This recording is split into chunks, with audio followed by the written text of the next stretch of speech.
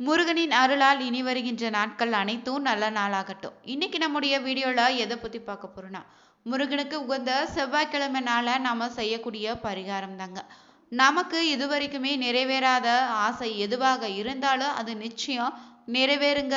நிறைவேறுவதற்கான வழியும் பிறக்குன்னே சொல்லலாம்.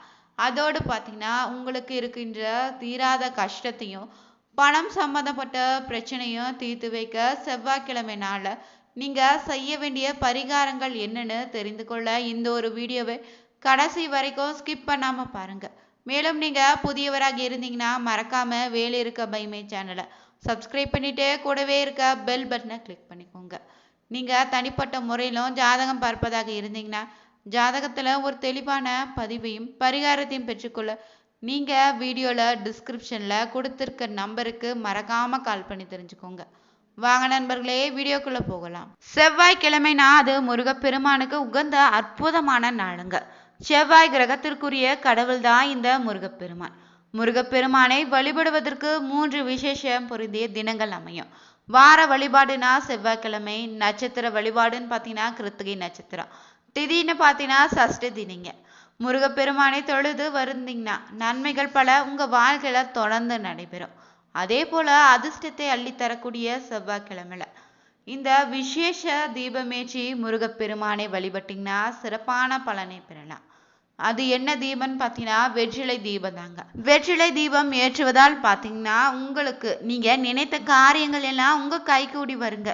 முக்கியமாக செவ்வாய்க்கிழமையில இந்த வெற்றிலை தீபம் ஏற்றுவதால் நில பிரச்சனைகள் தீர்ந்துடுன்னு சொல்லலாம். செவ்வாய் தாங்க பூமி காரகனாக அமைந்திருக்காரு, மங்களகாரகனும் கூட சொல்லலாம். செவ்வாய்க்கிழமையில வெற்றிலை தீபம் ஏற்றி முருகப்பெருமானை வேண்டிக் கொண்டீங்கன்னா நிலம் வாங்குவது விற்பது என எந்த பிரச்சனையாக இருந்தாலும் அது தீர்ந்துடுங்க. அதே போல புது வீடு வாங்க வேண்டும்னு ஆசை இருந்துச்சுன்னா விரைவில் நிறைவேறும். அதே போல பார்த்தீங்கன்னா புது வீடு கட்ட வேண்டும்னு எண்ணம் இருந்தாலும் அதுவும் நிறைவேறுனே சொல்லலாம். நீங்க இந்த தீபத்தை எப்படி ஏற்றுவதுன்னு தெரிஞ்சுக்கோங்க. முருகப்பெருமானுடைய திருவுருவ படம் இல்லைன்னா விக்கிரகம் வச்சிங்கன்னா அதில் ஏதாவது ஒன்றை எடுத்து சுத்தமாக துடைத்துட்டு மஞ்சள் குங்குமம் பொட்டு வச்சிடுங்க. பிறகு அந்த படத்திற்கு வாசனை நிறைந்த மலரினை வைக்கணும். இந்த பூஜையை நீங்க கிழக்கு திசை இல்லைன்னா வடக்கு திசையில தாங்க செய்யணும். அடுத்ததாக காம்புடன் கூடிய 6 வெற்றிலைகளை எடுத்துக்கொண்டு, வெற்றிலைகள் அழுக்காகவோ கிழிந்தோ இருக்கக்கூடாது, ரொம்ப சுத்தமாக இருக்கணும். காம்புகளை கிள்ளி தனியாக இப்போது எடுத்து வச்சிடுங்க. பிறகு வெற்றிலையின் நுனியில மஞ்சள் குங்குமம் பொட்டு வச்சுக்கோங்க. பிறகு பார்த்தீங்கன்னா ஒரு தாம்பழ தட்டின் மீது 6 வெற்றிலைகளை விசிறி வடிவத்துல பரப்பி வச்சிடணும். பின்னர் அதற்கு ஒரு அகல் விளக்கினை எடுத்து மஞ்சள் குங்குமம் பொட்டு வச்சு அதை வெற்றிலைகள் மீது நடுவே வச்சிடுங்க. பிறகு அகல் விளக்குல எடுத்து வைத்த அந்த வெற்றிலை காம்பை போட்டு நல்லெண்ணெய் ஊற்றி திரி போட்டு தீபம் ஏற்றணுங்க. இந்த தீபம் ஏற்றி உங்க மனதில் உங்களுக்குன்னு தேவையான எதுவாக இருந்தாலும் அது முருகப்பெருமானிடம் வேண்டிக்கோங்க. அகல் விளக்குல உள்ள வெற்றிலை காம்பை போட்டு தீபம் ஏற்றிருந்தீங்கன்னா அதிலிருந்து வரக்கூடிய நறுமணம் பார்த்தீங்கன்னா வெற்றிலையின் மீது இல்லை அகல் விளக்கினை சுட்டினா வெற்றிலையிலிருந்து வரக்கூடிய நறுமணம் வீடு முழுவதும் நிறைந்திருக்குங்க. இந்த நறுமணத்தால மகிமை பார்த்தீங்கன்னா முருகப்பெருமான் மனமகிழ்ந்து உங்களுடைய வேண்டுதல் எதுவாக இருந்தாலும் நிறைவேற்றி வைப்பாருங்க.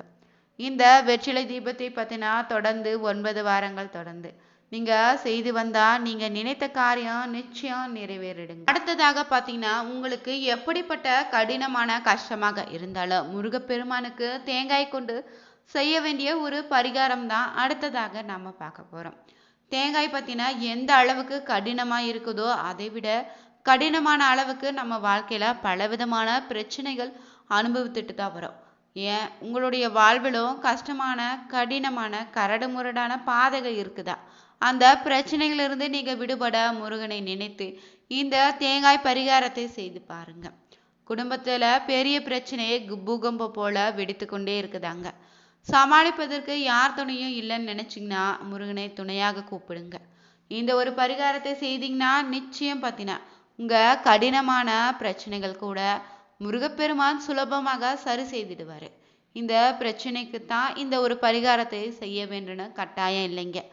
நீங்க எந்த ஒரு பிரச்சனையாக இருந்தாலும் அது தீர்வு கிடைக்க வேண்டும்னு நினைச்சீங்கன்னா முருகப்பெருமானுக்கு இந்த ஒரு பரிகாரத்தை நீங்க செய்யலாங்க.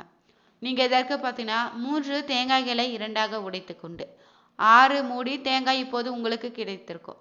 அதில் நீங்கள் நல்லெண்ணெய் இல்லைன்னா நெய் ஊற்றி முருகப்பெருமான் சன்னதி இடத்துல சென்று விளக்கேற்றணும். ஒரு வாழை இலையில பச்சரிசி பரப்பி அதற்கு மேலே இந்த தேங்காய் முடியை வைத்து அடுக்கிடுங்க. பிறகு எண்ணெய் ஊற்றி சாதாரண பஞ்சு திரி போட்டு நீங்கள் தீபம் ஏற்றணும். கோவிலில் நீங்கள் சிறிது நேரம் அமர்ந்து கொண்டு உங்களுடைய தீர்க்க முடியாத பிரச்சனையை முருகப்பெருமானிடம் சொன்னாலே போதுங்க. உண்மையான பக்தியோடு முழு நம்பிக்கையோடு இந்த ஒரு விளக்கை ஏற்றி வைத்துட்டு வேண்டுதல் வைத்தீங்கன்னா வீடு திரும்புங்க. பிறகு அந்த தேங்காயில் இருக்கக்கூடிய எண்ணெய் முழுவதும் தீப சுடராக எரிந்து முடிவதற்குள்ள பார்த்தீங்கன்னா உங்களுடைய கஷ்டம் தீர்ந்து போகும். அதுவே உங்களால் நம்பவே முடியாதுங்க. அது முருகனுடைய மகிமையாக அமையுங்க. தேங்காய் தீபம் வராகிக்கு தானே நினைச்சிங்கன்னா இல்லைங்க, பிள்ளையாருக்கு கூட ஏற்றுவாங்க. முருகனுக்கு கூட நீங்கள் இதை ஏற்றலாம், எந்தவித சந்தேகமும் இல்லைங்க. கடினமான தேங்காய் எப்படி 2ஆக உடையுதோ அதே போல் உங்களுடைய கடினமான கஷ்டங்களும் தீர்ந்துடுங்க. வாரந்தோறும் வரக்கூடிய செவ்வாய்க்கிழமையில தொடர்ந்து 6 செவ்வாய்க்கிழமையில இந்த ஒரு பரிகாரத்தை செய்தீங்கன்னா நல்ல விதமான பலனை நீங்கள் பெறலாம். செவ்வாய்க்கிழமை வரக்கூடிய 6 வாரம் வரை உங்களால் காத்திருக்க முடியாத 6 செவ்வாய்க்கிழமையும் காத்திருக்க முடியாதுன்னு நினைச்சிங்கன்னா தொடர்ந்து இந்த 3 நாட்கள் முருகப்பெருமான் சன்னதிக்கு சென்று நீங்கள் இந்த ஒரு தீபத்தை ஏற்றி பாருங்க. கால நேரம் எதுவும் கிடையாது, கிழமையும் கிடையாது. நம்முடைய கஷ்டத்திற்கு முருகப்பெருமானை நினைத்து இந்த ஒரு வேண்டுதலை 3 நாட்கள் தொடர்ந்து செய்தீங்கன்னா அதற்கான பலனை நீங்கள் பெறலாங்க. முருகான வார்த்தையை சொன்னாலே உள்ளம் முருகக்கூடியவங்க தான் நிறைய பேர் இருப்பீங்க. அழகான முருகன் பாடல்களை பாடினாலே முருகனது உள்ளமே உருகுன்னு சொல்லலாம். வெறும் கையோடு சென்று முருகனுக்கு பிடித்த பாடலை பாடி நீங்க வரங்களை கேட்டு பாருங்க. நீங்க கேட்ட வரம் எதுவாக இருந்தாலும் கேட்காத வரத்தை கூட அந்த முருகப்பெருமா உங்களுக்கு கை நிறைய வாரி வழங்கிடுவாருங்க. அப்படி இருக்கும்போது 1 ரூபாய் காணிக்கை வைத்து இந்த ஒரு மந்திரத்தை சொன்னால் போதுங்க, முருகப்பெருமான் உங்களுடைய வேண்டுதல் எதுவாக இருந்தாலும் நிச்சயம் நிறைவேற்றி வைப்பாருங்க. நீங்க இந்த ஒரு பரிகாரத்தை எப்படி செய்யலான்னு தெரிஞ்சுக்கோங்க. நீங்க ஒரே ஒரு வில்வ இலை எடுத்துக்கோங்க. பிறகு அதில் 1 ரூபாய் நாணயத்தை வைத்திடுங்க. உங்க வீட்டில் இருக்கக்கூடிய முருக திருவுருவ படத்துக்கு இருக்குல்ல, அந்த படத்திற்கு முன்னாடி அந்த இலையை 1 ரூபாய் வச்சுட்டு, முருகா என்னுடைய மன கஷ்டத்தை தீர்த்து வைப்பாயே, கடன் சுமையை குறைத்து வைப்பாயே, வட்டி கட்ட முடியல, புத்தி தடுமாறி கடன் வாங்கிட்டேன், நஷ்டமும் ஆயிடுச்சு, இப்போது இந்த கஷ்டத்திலிருந்து எப்படியாவது என்னை விடுவித்துடுன்னு நம்பிக்கையோடு மனம் முருகி வேண்டிக்கோங்க. செய்த தவறுக்கு எல்லாம் மன்னிப்பு கேட்டுக்கோங்க. பணம் சம்மந்தப்பட்ட விஷயத்துல ஏதாவது தவறு செய்தாலும், யாரையாவது நான் ஏமாற்றி இருந்தாலும், தவறான பாதையில சென்று பணம் சம்பாதித்து இருந்தாலும் அதற்கெல்லாம் நீங்க மன்னிப்பு கேட்டுக்கொண்டு அதற்கான பிராயச்சித்தை தேடிக்கோங்க. இந்த வேண்டுதலை வைத்துட்டு நீங்க பார்த்தீங்கன்னா முருகன் முன்பு ஒரு விளக்கேற்றி வைத்துட்டு இந்த ஒரு பாடலை அப்படியே பாடணும். முருகனின் மனம் முருகி பார்த்தீங்கன்னா இந்த தவறை எல்லாம் மன்னித்து விடுன்னு நீங்க முருகப்பெருமானிடம் வேண்டிக்கும். முருகனுடைய உள்ள முருக நீங்க உங்க உள்ள முருகி பாட வேண்டிய பாடல் வரிகள் பார்த்தீங்கன்னா 5 முகம் தோன்றின் 6 முகம் தோன்றும், மெஞ்சமரில் அஞ்சல் என வேல் தோன்றும், நெஞ்சு ஒரு கால் நினைக்கேன் 2 காலம் தோன்றும், முருகா என்று ஓதுவோர் முன்னும் என்னும் பாடல் வரியை மனதார நீங்க வேண்டிக் கொண்டு, இல்லையா உங்களால இந்த பாடல் வரியை ஞாபகம் வைத்து பாட முடியலனா கூட பரவாயில்லைங்க, நீங்க இந்த ஒரு வரியினை பார்த்தீங்கன்னா உங்களுடைய ஃபோன் மூலம் ஒலிக்க செய்து கொண்ட மனதார முருகப்பெருமானிடம் வேண்டிக்கோங்க. உங்களுடைய எதுவாக குறையாக இருந்தாலும் அந்த முருகப்பெருமானிடம் வேண்டிட்டீங்கன்னா நிச்சயம் பார்த்தீங்கன்னா எப்படிப்பட்ட பண கஷ்டமோ தீர்ந்துடுங்க. அந்த 1 ரூபாய் எடுத்து உங்களுடைய பண பாக்கெட்டில் வைத்து கொண்டீங்கன்னா இனி பண பற்றாக்குறைவே இருக்காதுங்க.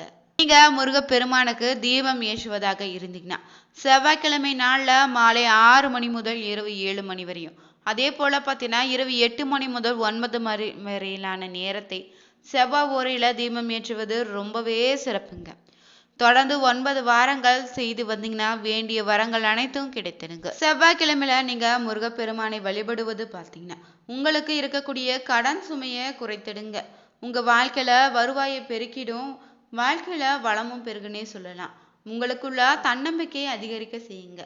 தொடர்ந்து 9 வாரங்கள் எந்த ஒரு பரிகாரமாக இருந்தாலும் முருகனை மனதோர வேண்டிக் கொண்டு செய்தீங்கன்னா நிச்சயம் நிறைவேறிடுங்க. இந்த வீடியோ உங்களுக்கு பிடிச்சிருந்தா மறக்காம நீங்க ஓம் சரவணபவ மந்திரத்தை கமெண்ட் பாக்ஸ்ல பதிவிடுங்க. மறக்காம வேலிருக்க பைமே சேனலை சப்ஸ்கிரைப் பண்ணிட்டு கூடவே இருக்க பெல் பட்டனை கிளிக் பண்ணிக்கோங்க. அனைவருக்கும் நன்றி நண்பர்களே.